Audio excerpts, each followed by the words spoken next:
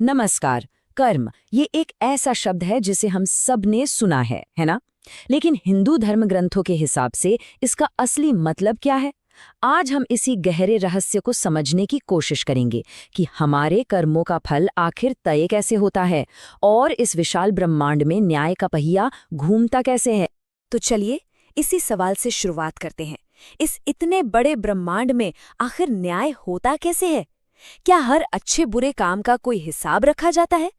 हिंदू ग्रंथ हमें बताते हैं कि हाँ बिल्कुल, एक पूरा सिस्टम है जो इस संतुलन को बनाए रखता है। गरुड़ पुराण का ये सिद्धांत इस पूरी व्यवस्था की नींव है। न कर्म छुपता है, न फल टलता है। इसका मतलब बहुत सीधा सा है। आप जो भी करते हैं, चाहे अच्छा हो या बुरा, वो कहीं ना कहीं दर्ज हो रहा है और उसका नतीजा, उससे बचना नामुमकिन है। तो ये ब्रह्मांड का न्याय, ये कॉस्मिक जस्टिस आखिर काम कैसे करता है?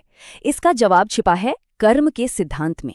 आइए इस दिलचस्प कॉन्सेप्ट को थोड़ा और करीब से जानते हैं। देखिए, कर्म को ना 3 हिस्सों में बांटा जा सकता है। पहला है संचित कर्म। ये हमारे सभी पिछले जन्मों के कर्मों का एक बहुत बड़ा भंडार है। फिर आता है प्रारब्ध कर्म। ये उस भंडार का वो छोटा सा हिस्सा है जो इस जन्म में हमें फल देने के लिए तैयार है। और आखिर में है क्रियमाण कर्म, यानी वो काम जो हम अभी इसी पल कर रहे हैं और जिनसे हमारा आने वाला कल तय होगा। और कर्मों के फल बहुत सीधे और साफ हैं। बुरे कर्म दुख, बीमारी और अपमान लेकर आते हैं, जबकि अच्छे कर्मों से सुख, शांति और यहाँ तक कि मोक्ष का रास्ता भी खुल सकता है। दिलचस्प बात यह है कि चुनाव हमेशा हमारे ही हाथ में होता है। लेकिन मृत्यु के बाद क्या होता है? ग्रंथों के अनुसार यहीं से आत्मा की असली यात्रा शुरू होती है, यमलोक की ओर, जहां हर एक कर्म का हिसाब होना अभी बाकी है। ये पूरी प्रक्रिया एकदम व्यवस्थित है। यमदूत आत्मा को यमराज के भव्य दरबार में ले जाते हैं।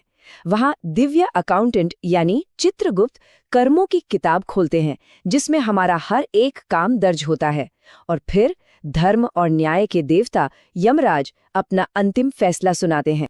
यमराज के दरबार में हर पाप की एक खास सजा तय की गई है। यहाँ का सिद्धांत है, जैसे कर्म वैसी सजा। तो आइए देखते हैं कुछ बड़े पापों का अंजाम क्या होता है। सबसे पहले बात करते हैं उस पाप की जो भरोसे को तोड़ता है, यानी झूठ बोलना, किसी को धोखा देना या फिर झूठी गवाही देना। ऐसे पापियों को तामिस्र नाम के नरक में भेजा जाता है। जरा सोचिए, एक ऐसी जगह जहां सिर्फ और सिर्फ घना अंधेरा है। आत्मा यहाँ डर और कंफ्यूजन में भटकती रहती है, ठीक वैसे ही जैसे उसने दूसरों को अपने झूठ से भरमाया था। अगला पाप है माता पिता का अपमान करना। ग्रंथों में तो इसे ईश्वर के अपमान के बराबर माना गया है, क्योंकि माता पिता ही हमें जीवन देने वाले होते हैं। इस पाप की सजा मिलती है अंधतामिस्र नरक में। यहाँ आत्मा को बहुत ज्यादा शारीरिक और मानसिक पीड़ा के साथ साथ गहरे अकेलेपन और पछताप की आग में जलना पड़ता है। अब जो अगला पाप है उसे सबसे गंभीर अपराधों में से एक माना जाता है, किसी भी स्त्री का अपमान या उसका शोषण करना। इसके लिए रौरव नरक का विधान है। ये एक भयानक जगह है जहां जलते हुए सांप आत्मा को लगातार डसते रहते हैं और चारों ओर सिर्फ भयंकर चीखें ही सुनाई देती हैं। और अगला पाप है धन से जुड़ा हुआ। चोरी करना, भ्रष्टाचार में लिप्त होना या किसी के साथ धोखाधड़ी करके उसकी संपत्ति हड़प लेना। ऐसे कर्मों की सजा काल सूत्र नरक में दी जाती है। यहाँ की जमीन तांबे की तरह तपती रहती है और आत्मा को जलते हुए लोहे से पीटा जाता है।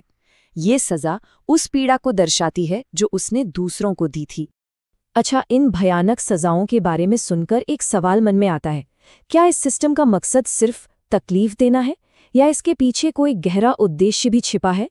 क्या एक बार नरक में जाने के बाद आत्मा हमेशा के लिए वहीं फंसी रहती है?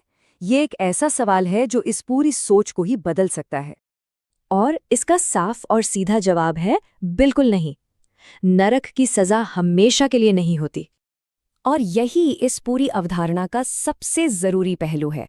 देखिए, सनातन धर्म में नरक कोई परमानेंट जेल नहीं है, बल्कि ये एक सुधार गृह जैसा है। इसका मकसद आत्मा को खत्म करना नहीं, बल्कि उसे उसके बुरे कर्मों के बोझ से शुद्ध करना है, उसे साफ करना है। जब आत्मा अपने कर्मों का फल भोग लेती है और उसकी सजा का समय पूरा हो जाता है, तो उसे शुद्धि के बाद फिर से जन्म लेने का मौका मिलता है।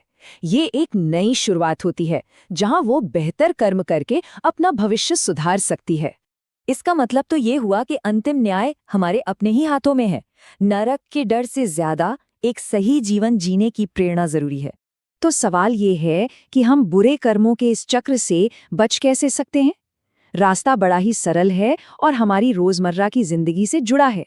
हमेशा सच बोलना, अपने माता पिता का सम्मान करना, किसी भी जीव को दुख न देना और अपने मन में सेवा और करुणा का भाव रखना। तो अंत में हमें ये याद रखना चाहिए कि यमराज सिर्फ सजा देने वाले देवता नहीं है, बल्कि वे धर्म और न्याय के रक्षक हैं। उनका काम तो ब्रह्मांड का संतुलन बनाए रखना है। और जब हमारे जीवन में करुणा, सच्चाई और धर्म का वास होता है, तो यमलोक का डर अपने आप खत्म हो जाता है और मोक्ष का दरवाजा खुल जाता है।